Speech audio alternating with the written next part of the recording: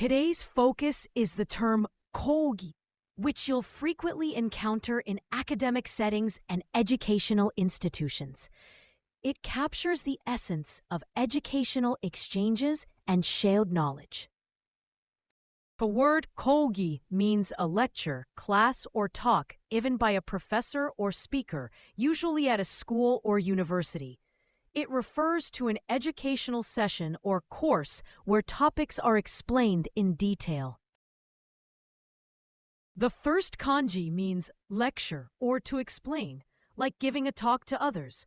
For example, koza uses this idea to mean a class or course where someone explains a subject. Another common word is koen, which is a public speech or lecture and shows the kanji's sense of speaking to an audience. The second kanji means righteousness, duty, or the essential meaning of something.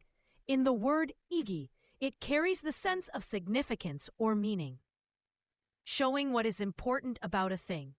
In gimu, it emphasizes obligation or duty, the moral or required action someone should take. He attends lectures every day. 彼は毎日講義を受けます。彼は毎日講義を受けます。The teacher gives a lecture. 先生は講義をします。先生は講義をします。He always attends the lecture. 彼はいつも講義に出席します。彼はいつも講義に出席します。Take lecture notes. 講義ノートを取ります。講義ノートを取ります。The most common synonym of the word 講義 is 授業, while 講義 specifically refers to a lecture or formal presentation given by a speaker, usually in higher education.